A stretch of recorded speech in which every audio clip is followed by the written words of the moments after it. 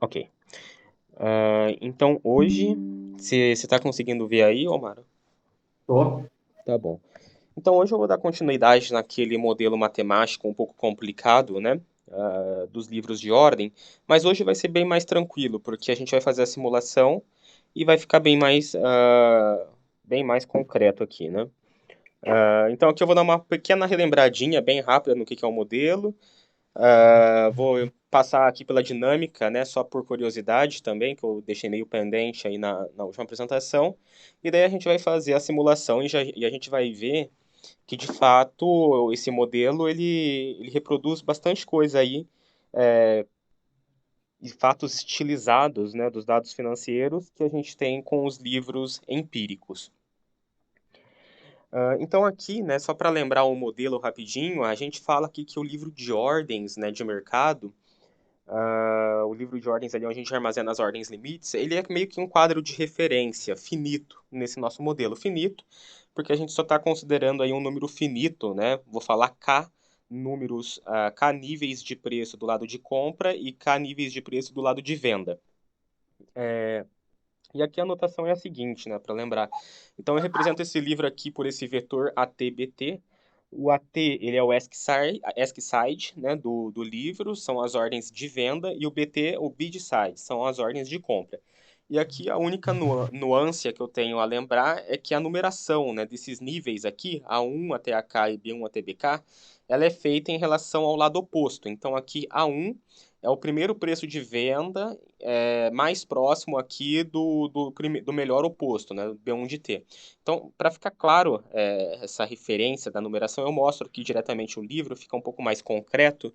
A gente vê aqui que o B1 aqui, ele é o mais próximo aqui desse A5, né, que seria o melhor preço de venda. E ao mesmo tempo, o A1 aqui, ele é o mais próximo desse B5, que é o melhor preço de compra. Então, sempre numerando aí em relação aos melhores preços do lado oposto. É assim que dá a nossa referência de numeração. Para lembrar como que funciona o modelo, né? O modelo basicamente ele funciona com chegadas de ordens, e aqui todos os tipos de ordens, ordens de mercado, ordens limites de compra e de venda e cancelamentos, né? Distribuídos de acordo com um processo de Poisson regular, né? Um processo de Poisson estacionário. E aqui a gente define as intensidades desses processos de Poisson. M é a intensidade, né, das ordens de mercado que vão chegar, das ordens para serem executadas contra o nosso livro. Sempre lembrando aqui que mais eu uso como referência mais para o lado de compra, para o lado ESC do livro, e menos para o lado desculpa, mais eu uso para o lado de venda, o lado ESC, e menos eu uso para o lado de bid, o lado de compra do livro. Então, só uma referência aí, uma anotação, né? Menos para bid, para compra, e mais para ESC, para venda. LI, aqui vão ter vários LIs, né? É o nível, a intensidade do processo de Poisson de chegada de ordens limites exatamente no nível I. Lembrando aqui que o nível I é a numeração, né, do nível, seja do lado de compra, seja do lado de venda, em relação ao lado oposto.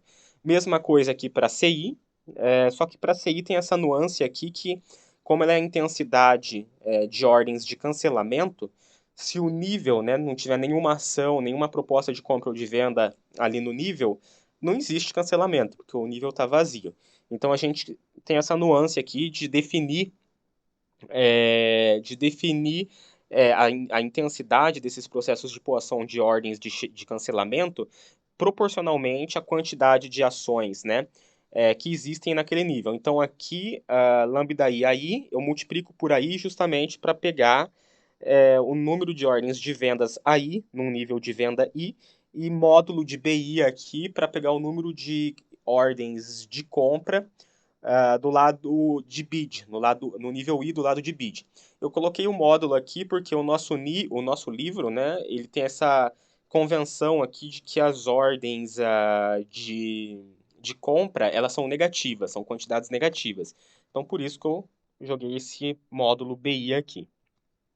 Então, isso aqui eu só vou passar bem rápido, só para lembrar vocês que esse modelo a gente vai desenvolvendo ele, né, A gente vai escrevendo as equações que governam esses livros e a gente consegue chegar com pouquíssimas hipóteses, né, em equações diferenciais estocásticas que vão regir o preço de ESC, ou seja, o melhor preço de venda, e o preço de bid, o melhor preço de compra do ativo, né, que esse livro representa. Só para passar aqui essencialmente, né, esse primeiro termo aqui é um termo que regula como que esse preço de ESC ele move devido a ordens de mercado. Então tem aqui esse DM, né, ordens de mercado de venda que chegam, mas que chegam dentro do spread. Então, esse parênteses aqui, onde eu boto esse menos IS é o tamanho do spread em ticks, né? Porque o mercado ele é discreto, então o spread, sei lá, é 5, 6 ticks. Então, aqui eu boto essa condição para ver se essa ordem de mercado ela chegou dentro do spread, se ela cruzou o spread, e se ela cruzou o spread, o preço claramente vai alterar, né? Porque chegou um preço de venda melhor do que o anterior. O segundo termo, ele tenta levar em consideração ordens limites, né? Ordens limites que chegam dentro do spread. Desculpa, aqui ordens de mercado que chega dentro do spread, é o primeiro termo. Então, ordens de mercado que chegam e executam dentro ali no spread e fazem a liquidez diminuir, né? O preço piorar. E aqui o segundo termo, essa somatória, é para identificar ordens limites, possíveis ordens limites que são depositadas dentro do spread, né? Melhorando o preço. E o último termo aqui é relativo aos cancelamentos. Cancelamentos, uma outra vez, dentro do spread. Então, esse parênteses aqui, ele só está tentando identificar aí se esse cancelamento ele vai consumir, né, se ele vai tá alterando o spread também. E desse jeito, alterando o preço de ESC. Mesma coisa aqui para o bid, a única coisa aí é que vai ter um joguinho de sinais, porque a gente adotou como convenção que os preços de bid são negativos. Essa notação complicada, equação complicada, mas só para ficar a essência, né, que esse modelo ele tenta pegar essas três dinâmicas de ordens de mercado, de ordens limites e de cancelamentos que cruzam o spread e fazem esse preço de ESC e esse preço de bid, né, se movimentarem ao longo do tempo. Aqui, então, como consequência, né, como corolário muito rápido, se a gente tem essas duas equações diferenciais estocásticas, se a gente somar as duas e dividir por 2, a gente vai ter o preço de mid, vai ter uma equação diferencial estocástica que vai definir aí o preço de mid por definição, né, de preço de mid, que seria a média aritmética do preço de ESC, do preço de compra e do preço de venda. E aqui, se a gente faz a diferença entre eles, entre o ESC e o BID, a diferença entre essas duas equações diferenciais estocásticas aqui, né, dPA menos dPB, a gente vai cair numa equação diferencial estocástica que vai estar regindo o spread desse livro de ordens. E eu estou falando isso porque, interessantemente, agora se a gente pega as esperanças, né, dos dois lados aqui do sinal de igual, dessas equações diferenciais estocásticas, a gente vai chegar em umas coisas bem interessantes. A gente vai chegar aí nos drifts, né, condicionais ao estado do livro. Então, são drifts instantâneos do mercado, né, tendências instantâneas do mercado, condicionalmente no estado, né, do livro de ordens naquele momento.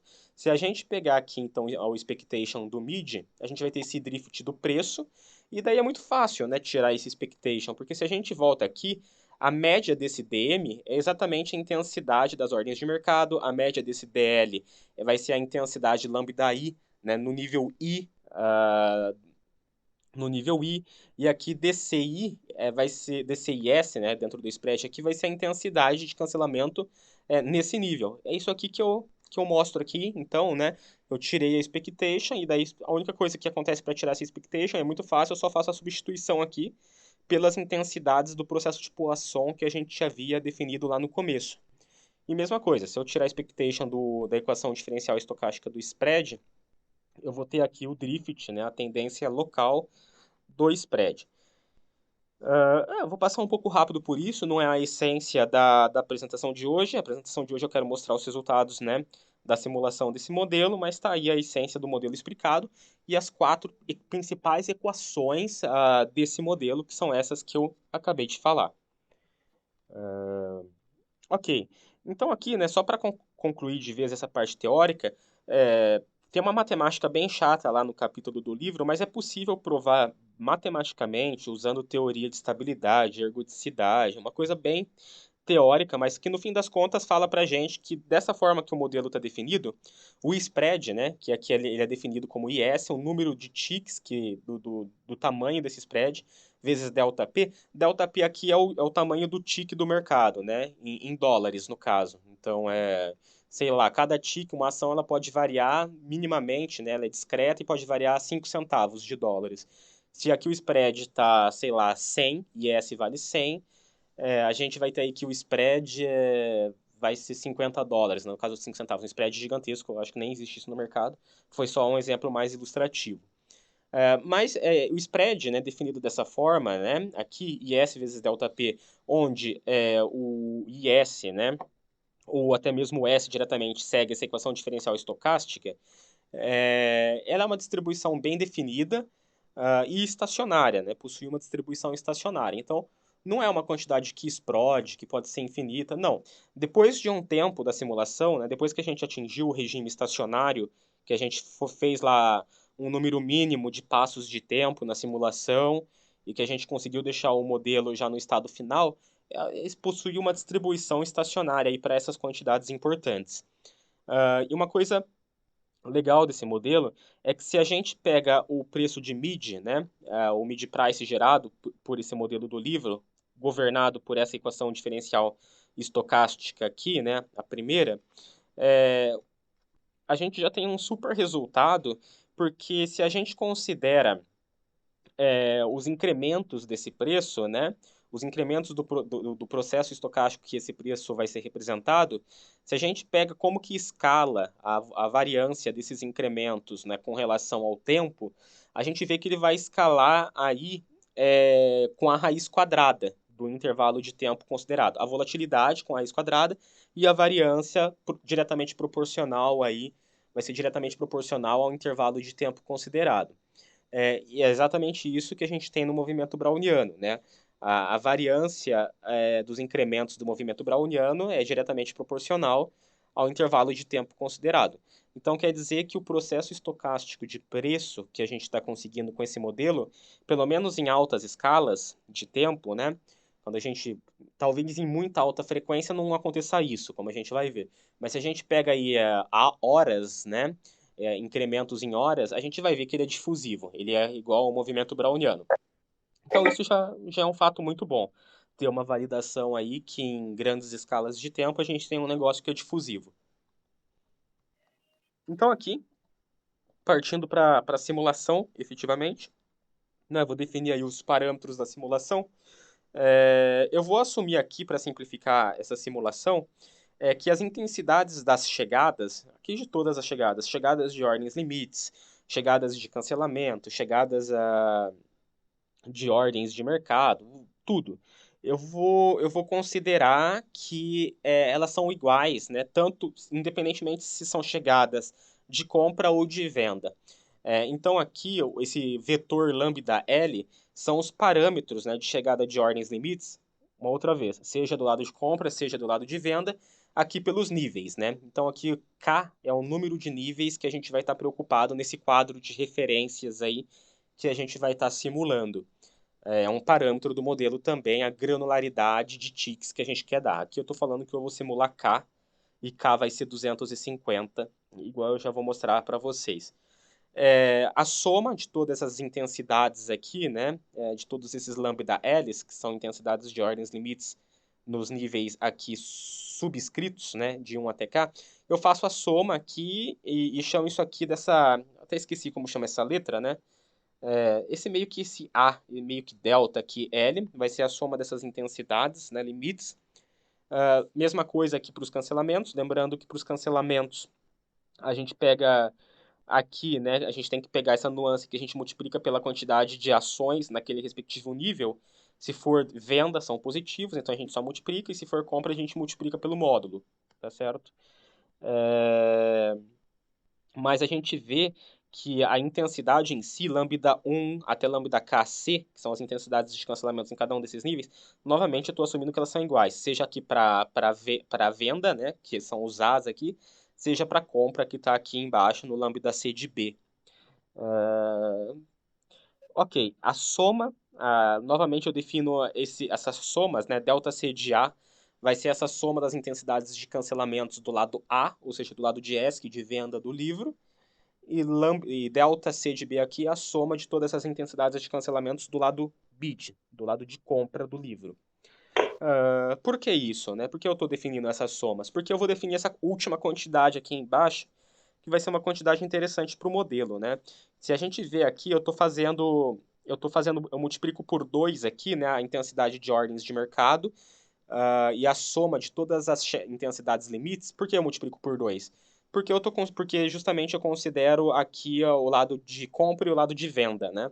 Como eles têm iguais intensidades, eu faço essa multiplicação por 2 aqui para meio que considerar, vamos dizer assim, a intensidade de chegadas. Intensidade geral de chegadas, né? Eu estou fazendo a soma aqui chegadas de ordens de mercado, de execuções e chegadas de ordens limites que ficam armazenadas no livro. Multiplico por 2 para pegar os dois lados do livro e isso daria meio que uma intensidade geral, global, de chegadas nesse livro.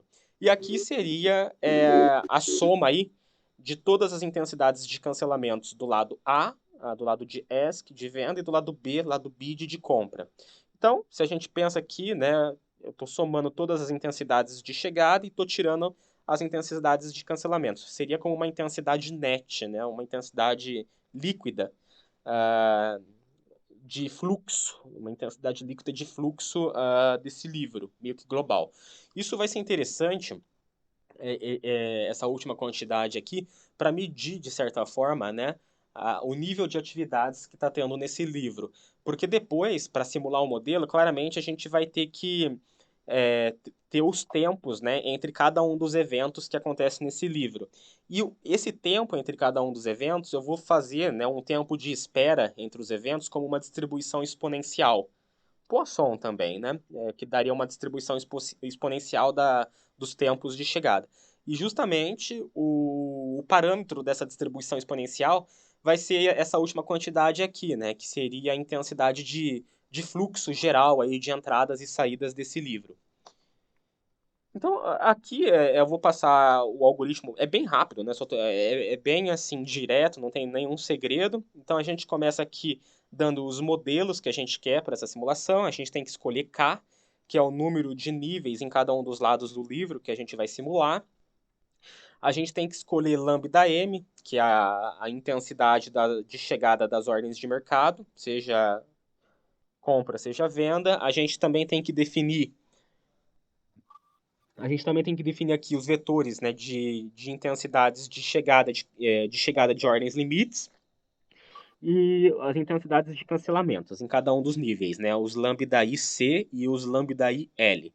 Uh, esse A infinito e B infinito, eu não sei se vocês se lembram da apresentação passada, mas em todo caso tem aqui a imagem, é que quando a gente sai do quadro de referência, né, quando um dos níveis aqui mexe e acaba saindo do menos K até mais K, dos níveis que a gente está observando, a gente seta automaticamente para esse valor, né, seja B infinito, seja A infinito aqui rachurado, que quer dizer que a gente não está acompanhando esses níveis, né?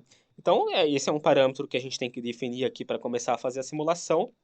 E eu vou definir isso daí como, se eu não me engano, 250. Já vou mostrar para vocês. Mas é um parâmetro inicial que a gente tem que dar para poder começar a fazer a simulação. Tá, então aqui a gente tem os parâmetros, né, de chegada, de intensidade dessas chegadas, mas a gente tem que definir, ok, uma vez que o evento que vai acontecer está definido, né, naquele passo de tempo da simulação, eu tenho que definir também os volumes, né? Beleza, aconteceu lá de que nesse passo de tempo da simulação vai ter uma ordem limite lá no nível 4, do lado de compra. Uma vez aqui que a gente definiu, inclusive, que vai ter uma ordem limite, se é de compra ou se é de venda, tem igual probabilidade. Meio de chance de ser de compra e meio de chance de ser de venda nesse modelo. Então, é equiprovável o lado que chega a essas ordens, tá? Mas uma vez que a gente definiu o evento que vai acontecer, a gente precisa claramente definir também o volume. Beleza, chegou uma ordem limite, mas qual o volume, né, que eu vou armazenar lá? E daí o volume vai ser. A gente vai fazer um sampling, né? Dessas distribuições aqui, uma distribuição de volumes de ordens limites, uma distribuição de volume de ordens de mercado e uma distribuição dos tamanhos de cancelamento, né, volumes de cancelamento. Essas distribuições, elas vão ser log normais e a gente vai conseguir essas log normais fitando dados empíricos do mercado. Já vou mostrar para vocês, né, essas distribuições, mas são distribuições empíricas que a gente vai estar ajustando aí nessas distribuições empíricas uma distribuição log normal. E daí a gente vai conseguir os parâmetros dessa distribuição log normal, e daí a gente vai conseguir estar fazendo o processo de estar tirando um ponto dessa distribuição, né, sempre quando necessário, dado que a gente tem que é uma distribuição log normal e a gente tem os parâmetros, média e variância. Tá, então aqui, primeiro passo, a gente define os parâmetros, a gente inicializa aí o livro, né, no tempo igual a 0, a gente inicializa esse livro para um estado inicial, aleatório, qualquer, certo? E daí a gente, para o número de passos de tempos, nzão aqui que a gente vai fazer a simulação, a gente tem que começar fazendo aí atualizando já, né? O primeiro passo é atualizar aí essas intensidades, pelo menos as intensidades que variam. E quais são as intensidades que variam nesse modelo? São as intensidades de cancelamento, porque elas são dependentes do estado do livro, certo? Como eu faço essa multiplicação aqui para fazer proporcionalmente ao número de ações que está no livro em cada passo de tempo, essas intensidades de cancelamento, porque se não tiver vai ser 0, né? Se não tiver nada em um nível, a intensidade de cancelamento vai ser 0. Primeiro passo aqui, eu olho o livro, eu olho cada um dos níveis, vejo lá quantas ações tem em cada um dos níveis e vou atualizando essas intensidades de cancelamentos. Próximo passo, a gente calcula essa quantidade aqui que eu já expliquei bem para vocês, né? Que é a intensidade global de fluxo de entrada e saída do livro. E daí, por que isso é importante, né? Não, e daí o que a gente faz? A gente vai escolher qual evento, né, a gente vai ter no próximo passo. Aqui, então, ele fala tipo do próximo evento. Como que a gente escolhe o próximo evento que vai ter, né, no nosso livro? A gente pega, então a gente constrói um vetor de probabilidades, né? Tem todos os tipos de eventos lá. Então aqui a gente vê que tem um lambda m, vai representar uma ordem de mercado de compra, lambda m de novo. Por que lambda m de novo? Porque ordem de mercado de venda. Aqui ΔL, né, que seria aquela soma de intensidades de ordens limites, considerando todos os níveis. Está repetido também, ΔL, ΔL. Venda e compra. Cancelamento do lado de venda, cancelamento do lado de compra. Então a gente pega essas quantidades, que são as intensidades, né, globais aí de cada tipo de evento, monta um vetor, igual está aqui, e normaliza esse vetor, né, pela soma de todo mundo. Lembrando que a soma de todo mundo é dada exatamente por essa quantidade aqui, né, de cima. E a gente está somando exatamente todo mundo aqui. Tudo que está dentro desse vetor está somado nessa intensidade global aqui de eventos. Então a gente normaliza, a gente vai ter aí um vetor que soma 1, ou seja, uma medida de probabilidade, né, de certa forma. E daí, dado que a gente tem esse vetor, a gente tem uma distribuição e a gente escolhe uma distribuição discreta, né, com pontos, densidades de massa, e a gente escolhe aí o tipo de evento que vai acontecer, o próximo tipo de evento que vai acontecer no nosso livro, baseado nesse vetor de probabilidades. Volume do próximo evento. Uma vez que a gente definiu o tipo de evento, a gente vai lá e vai escolher o volume usando as distribuições empíricas, né, distribuição empírica respectiva do tipo de evento que deu aqui no passo 5. É, é, é, Acho que é isso, né?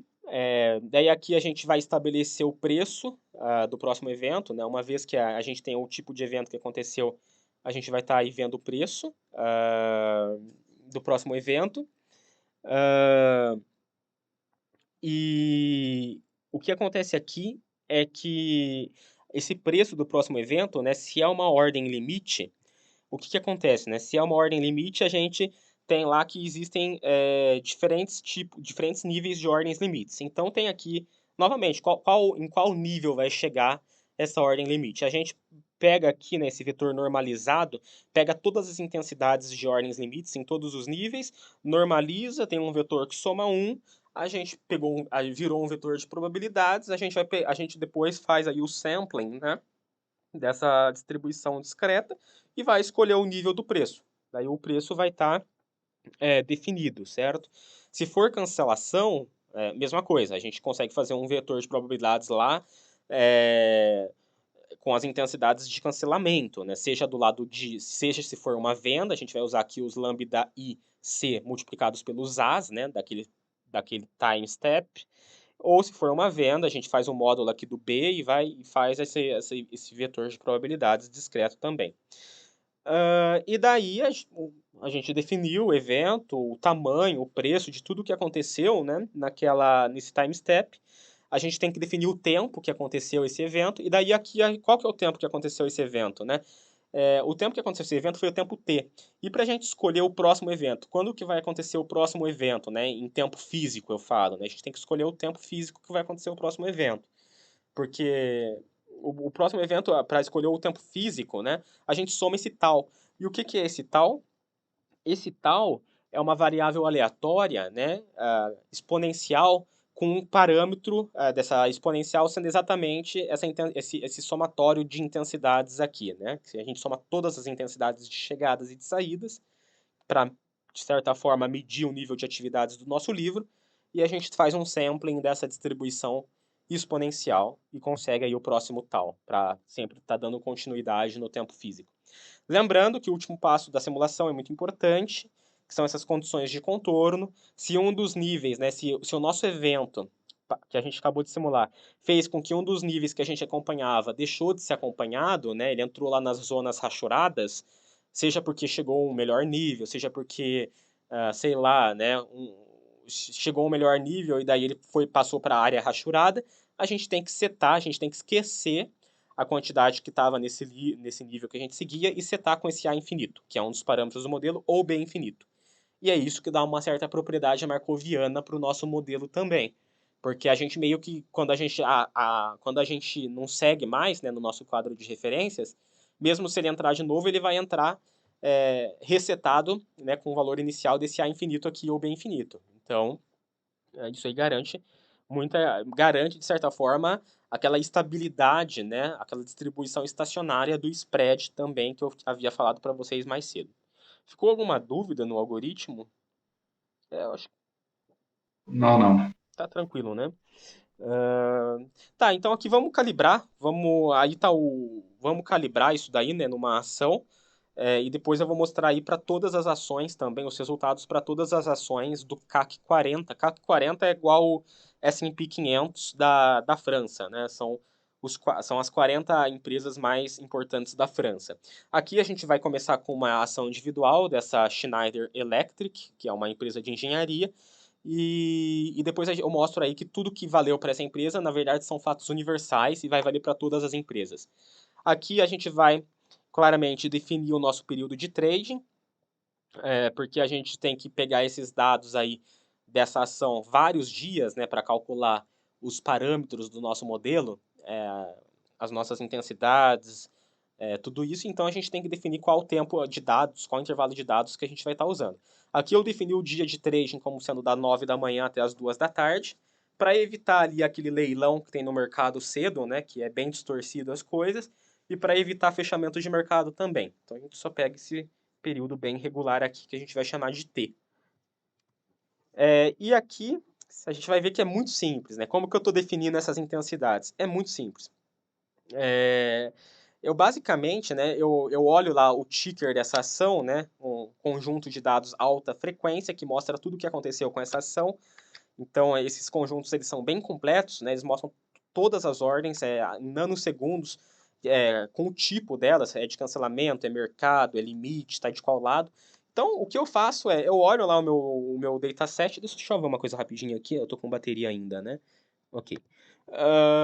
Então, eu só olho lá o meu dataset e eu olho lá o número de ordens de mercado que teve, conto elas, né, nesse período de 9 da manhã até as 2 da tarde, e durante um dia. Depois eu vou fazer isso para vários dias, né, e vou pegar uma média de vários dias, é claro, né, para ter um estimador, mas para um dado dia eu pego lá o número de ordens de mercado que teve, pego lá e divido por 2, pego lá, divido por t, né, que é o intervalo de tempo que a gente está interessado, é, e divido por 2 também. Por que eu divido por 2?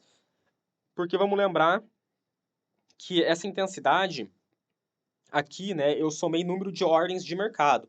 Podem ser ordens de compra e podem ser ordens de venda. Então eu divido por 2 aqui, porque eu estou somando os dois tipos, né, os dois lados do livro, ordens de mercado dos dois lados do livro, seja de compra, seja de venda.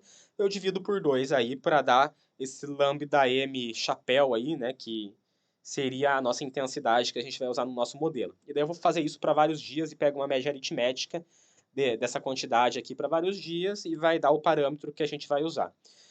Para a ordem limite, a mesma coisa.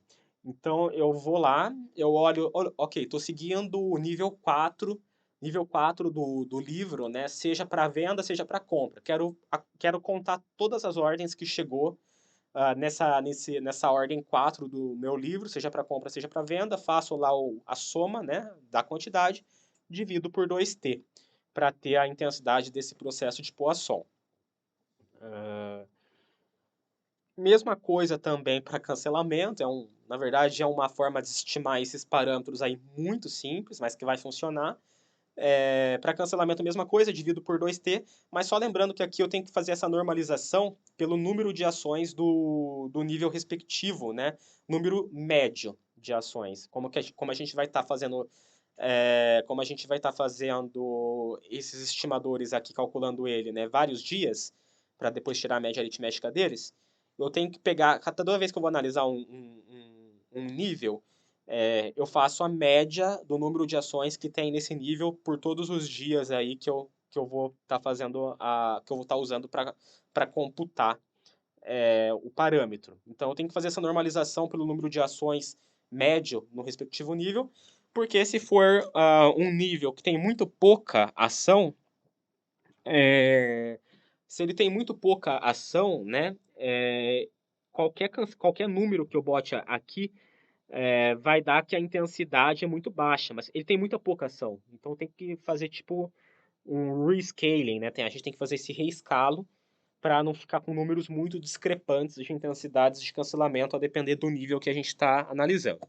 Aqui eu usei 23 dias, eu computei todas essas quantidades aqui, esses lambdas, para 23 dias, né, de trading dessa ação. E esses conjuntos de dados alta frequência, eles também vêm com os volumes, né? Eles vêm com os volumes de ordens, das ordens, né? Volumes de ordens de mercado, volumes de ordem limite, volumes dos cancelamentos. A gente pega lá para 23 dias todos os volumes dessas ordens, desses três tipos de ordens, e a gente vai fazer a distribuição empírica e fazer um ajuste usando o log normal, usando a distribuição log normal, e a gente vai fazer esse ajuste da distribuição empírica usando o método da máxima verossimilhança, né? Que funciona bem para o caso de distribuição log normal. É um problema de otimização no fim, e é um problema fácil que a gente resolve fácil, né? Aqui tem, então, né, os parâmetros. Então, aqui, igual eu havia falado, toda vez que um nível de referência sai, a gente está usando 30 níveis. O K nosso vale 30 níveis do lado de compra e 30 níveis do lado de venda. Toda vez que um nível escapa dos nossos olhos, a gente seta ele para 250 ações. E aqui tem já as distribuições log normais, né, que eu consegui ajustadas, né? O nosso fit log normal ajustado nas distribuições empíricas, com a média e com a variância, respectivamente. Nossa intensidade de ordens de mercado, né? Que está aqui em 0,12. E aqui, para cada um dos níveis, né? Sejam ele, para cada um dos níveis, considerando os dois lados, compra e venda, né? Eu tenho aqui a quantidade média de ações e as intensidades de ordens limites e as intensidades aqui de cancelamentos. Aqui está reescalado, está multiplicado por 1000. Só para questões de visualização, está multiplicado por 1000 essas intensidades de cancelamento. Então aí a gente já tem todos os ingredientes para fazer aquele algoritmo e simular o nosso modelo. Calibrado já, né? Então aqui só plotando aqui para vocês, né, essas quantidades aqui que foram exploradas para construir, para fazer a simulação. Aqui a gente tem o número médio de ações, né, por nível. Então aqui a gente tem os 30 níveis do livro, dos dois lados. Aqui são 23 linhas, né, as pontilhadas são os dias e a preta aqui é a média, que é a média que corresponde aqui essa segunda coluna aqui, né, da nossa tabela. Então, tá aí. Aqui a gente tem a intensidade de ordens limites, né, por níveis, 30 níveis. 30 níveis, e aqui a gente tem 23 pontilhados, né, correspondendo a cada um dos dias, aquelas quantidades que a gente calculou dos lambda-is, e a média aqui, né, que vai ser a média, a linha preta, a média é a que efetivamente a gente vai plugar dentro da nossa simulação, né, que é o estimador já do parâmetro considerando a média, né, não enviesado, e a gente vai plugar dentro da nossa simulação. Mesma coisa aqui para a intensidade de ordens de cancelamento, então são coisas até que regulares, né? E regulares, mas que condizem com a nossa intuição. A gente espera que quanto mais a gente percorre esse livro, quanto mais a gente mergulha nele, né, em níveis profundos, claramente a intensidade seja de cancelamento, seja de ordens limites, e seja do número de ações, tem que ser decrescente, né? Porque a maior liquidez está ali no meio do livro. A gente vê aqui esse fato, né? Ela começa a crescer a liquidez e depois ela cai para níveis muito profundos, né? Então tá aí. Aqui é as distribuições dos volumes, né? Então a gente pegou lá o volume de todas as ordens de execução, de ordens de mercado, faz aqui a distribuição empírica dada por esses círculos, e aqui o nosso fit log normal pontilhado. Mesma coisa, né? O nosso fit log normal aí para as ordens limites, para o volume de ordens limites e para ordens de cancelamento. Parece que funciona razoavelmente bem. Aqui para ordens limites, não tanto, né? Mas para os outros aí parece que funciona razoavelmente bem a fazer a log normal. E aqui está o resultado na nossa simulação. Essas barras aí é o estado do livro, né? O estado do livro médio, digamos, né? Depois de várias simulações lá, a gente pega a média do que aconteceu em cada um dos níveis e as barras é a nossa simulação, o pontilhado aqui é o mercado, né? Então, se a gente pegar o número médio de ações por nível do mercado, né, vai dar esse pontilhado. E se a gente pegar o número médio de ações depois de toda a simulação do nosso modelo, né, depois de vários passos de simulação, se a gente pegar o número médio de ativos em cada um dos níveis, dá as barras. Então, funcionou razoavelmente bem. A gente conseguiu descrever aí razoavelmente bem com um modelo simples, né? Ele é um pouco complicado matematicamente falando, mas com um modelo fácil de simular, a gente conseguiu fornecer um bom shape, né? Um bom formato do livro da ação. E aqui o spread, né? O spread aí o spread aqui ele está em tiques, né? O número de tiques que é o comprimento desse spread. Tique é a unidade de medida, né? Entre cada um dos níveis. A gente vê que o modelo ele tem um spread muito mais apertado, né? O mercado ele tem spreads maiores. Por exemplo, se a gente pega aqui um spread super pequenininho, só de um tique, o nosso modelo, que é essa barra cinza, ele tem muito mais concentração no histograma, né? Desse spread realizado durante a simulação. De forma geral, o nosso modelo ele tem um spread sempre muito menor, mais pequenininho. E isso é devido ao fato de que o nosso modelo é markoviano, ele esquece das coisas. E também devido ao fato de que no mercado, quando um fundo de investimentos ele tem alguma informação e ele vai executar um trade no livro, ele executa de pouquinho em pouquinho.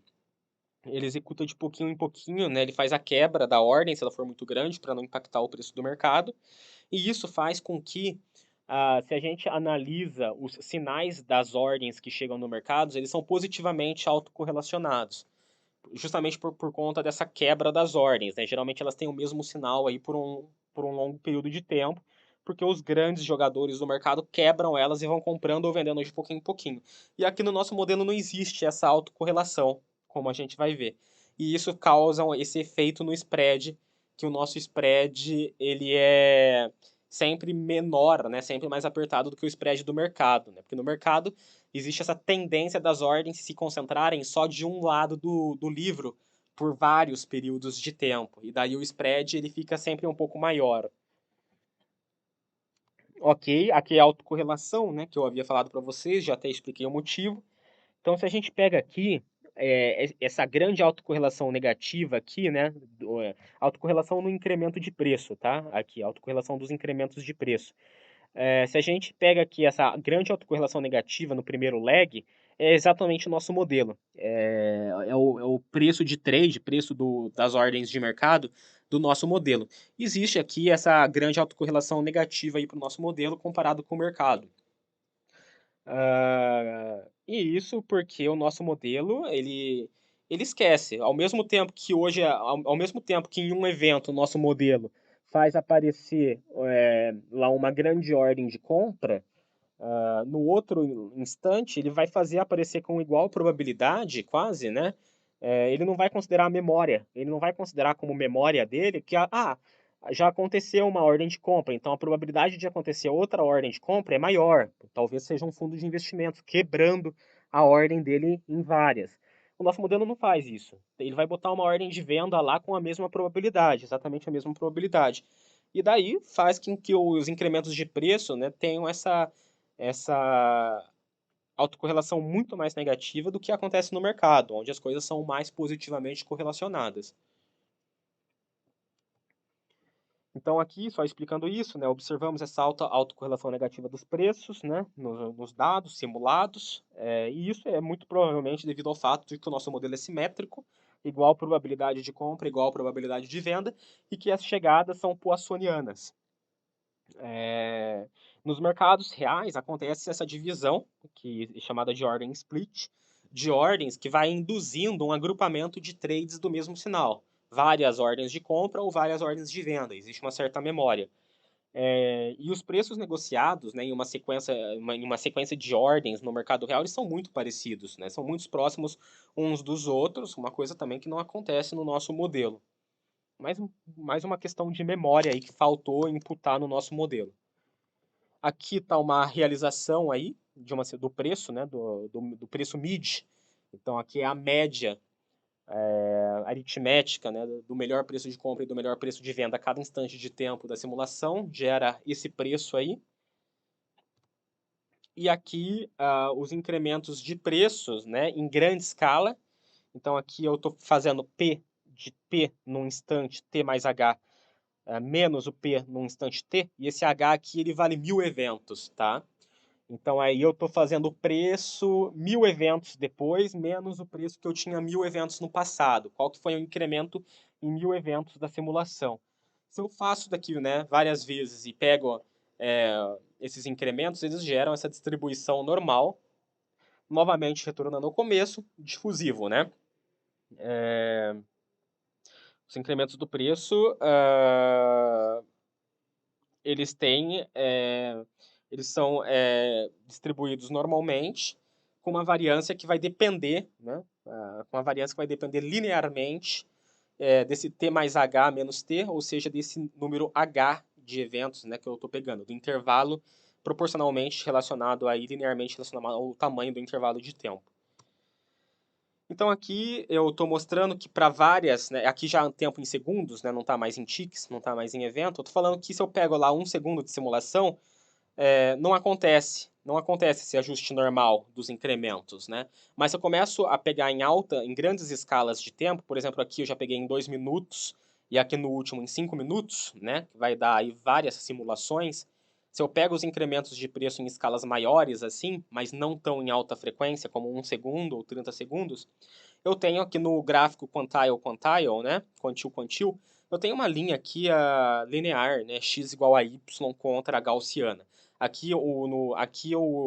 Só falando que no eixo X aqui são os quantis da distribuição gaussiana, tá? Então a gente vê que conforme a gente vai aumentando a escala do tempo, a gente vai obtendo um negócio que se aproxima mais do movimento browniano e que é mais difusivo, né? Então só para acabar aqui rapidinho, uma última coisa que a gente vai estar estudando nesse modelo é a assinatura da variância, né? A assinatura da variância é uma coisa muito usada aí, é muito importante, que a gente mede a variância desses incrementos, né, por unidade, pela unidade de tempo, né? Dividido aqui, normalizado pelo lag que a gente está considerando. Então, se eu, sei lá, estou pegando um incremento a cada 300 segundos, né? Eu faço lá P de 300 menos P de zero, né, considerando o tempo inicial zero, faço isso aí para toda a simulação, né? Vou pegando esses incrementos de 300 segundos, divido por 300 segundos, e eu vou ter a variância associada aí aos incrementos de 300 segundos, né? E aqui o que acontece é que se a gente faz esse h tender para o infinito, se a gente pega escalas muito grandes de tempo, isso daí vai tender para para uma variância constante sigma, que é o caso da difusão, né? Que é o caso do movimento browniano. A difusão ela tem uma variância de incrementos constante, né? A random walk ela sempre tem a mesma variância, independentemente da escala que a gente observa ela. Então é o que está acontecendo aqui. Se eu pegar grandes escalas, eu já mostrei aqui que isso aí vai tender a um processo difusivo. É isso que está acontecendo, né? E é isso que acontece, na prática, né? Aí tá essa variância plotada aí para diferentes lags, né, do incremento de preço. A gente vê que aqui, essa curva que começou aqui em cima, preta, é o gráfico da nossa simulação. A gente vê que ele se estabiliza depois, né? Ou seja, que ele de fato vira uma difusão, ele se estabiliza aqui para grandes lags, e que o mercado ele tem esse comportamento, né? O mercado seria essa curva cinzinha aqui, né? Mais especificamente a pontilhada. No mercado a gente também tem essa transição de fase aqui, que a gente tem esse decaimento da variância e depois a gente estabiliza. Esse decaimento que acontece aqui é devido a efeitos de microestrutura do mercado, porque como aqui a gente está em frequências altíssimas de mercado, né? Frequências aí de 1 segundo, não tão altíssimas, né? Mas frequências altas de análise desses dados, aqui a gente tem efeito de microestrutura, que a gente chama, que são efeitos aí da alta frequência. E depois que isso se estabiliza. Tá, a gente até conseguiu uma coisa razoável, mas aqui está muito alto. Está muito, muito alto essa variância aí associada à alta frequência. E daí, só para explicar isso, né? É uma explicação aí também que eu já acabei citando, é que no modelo no modelo que a gente simulou, acontece muito um evento que a gente chama de Bid-Ask Bounce, que é o evento que existem muitos trades, né, alternando entre compra e venda e que acabam caindo dentro do spread, tá? E no mercado real isso não acontece, né? No mercado real, os sinais dos trades eles são muito parecidos, eles não acabam cortando aí o spread, né? Várias vezes, eles não ficam alternando direto e fazendo meio que o spread ficar muito elástico, né? No nosso modelo o spread ele é muito elástico, né? Ele fica aumentando e diminuindo toda hora, justamente porque a gente não tem essa coordenação aí de que existe uma autocorrelação no sinal das ordens. E daí acontece que em baixas frequências, né, quando a gente está pegando ali a variância de trades muito próximos, a gente vai ter essa variância explosiva. Mas é isso que justifica essa variância explosiva, né? Tirando isso, tá ok. E aqui são os mesmos resultados para todas as ações, né? Aqui eu estou acabando aqui a apresentação, estudo transversal. O resultado dessa simulação, aqui ficou ruim a visualização, mas é o resultado dessa simulação para todos os ticks do CAC 40, para todas as ações do CAC 40. Então aqui no último gráfico é, a gente vê a variância, né, em grandes escalas, ou seja, essa variância aqui já estabilizada, né, do modelo para grandes escalas para todas as ações. Então aqui a gente tem essa reta, né? A gente tem essa reta que é o nosso modelo.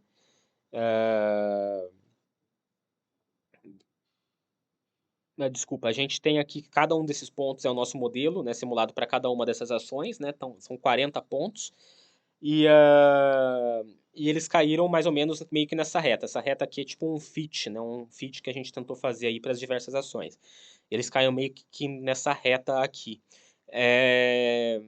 E eles meio que eles ficam, né, acima aí eles ficam um pouquinho super difusivos, eu acredito, né? Eles ficam um pouquinho acima da linha x igual a y, que seria essa linha aqui, tá? Quer dizer, a variância do mercado ela é um pouquinho a variância do modelo é um pouquinho acima da variância do mercado, só não tô falando besteira. Ela sempre fica um pouquinho acima, um pouquinho abaixo, na verdade, né? variância gerada pelo modelo que está aqui no eixo X, tá? Ela sempre fica um pouquinho abaixo da variância empírica dos dados que está no eixo Y. E daí a gente consegue meio que essa linha aqui, meio que para todas uniformemente, um fato universal, então, que está representado aqui, é que para todas as ações analisadas, o nosso modelo ele gera, né, uma variância do preço em alta escala, em grandes escalas, um pouquinho menor do que a variância empírica dos dados. Por isso que a gente acaba caindo nessa parte superior aqui, acima dessa reta x igual a y. Isso talvez seja uma indicação de que a gente possa estar melhorando o nosso modelo, incluindo alguns eventos mais extremos, né? Talvez alguns, não sei, ordens de mercado muito grandes que fazem o spread mexer e mexer a variância muito grande do preço. Enfim, eventos extremos talvez sejam uma solução. E clustering de volatilidade, principalmente clustering de volatilidade, que vai ser a próxima melhoria para esse modelo. Tentar fazer um clustering de atividades. Então a gente vai olhar para trás e vai ver, opa, teve muita atividade. Então isso vai aumentar ainda mais a atividade do mercado, que é o que acontece nos mercados reais, né? E aqui, como sempre, as referências. Acabei aqui, deixa eu só pausar a gravação.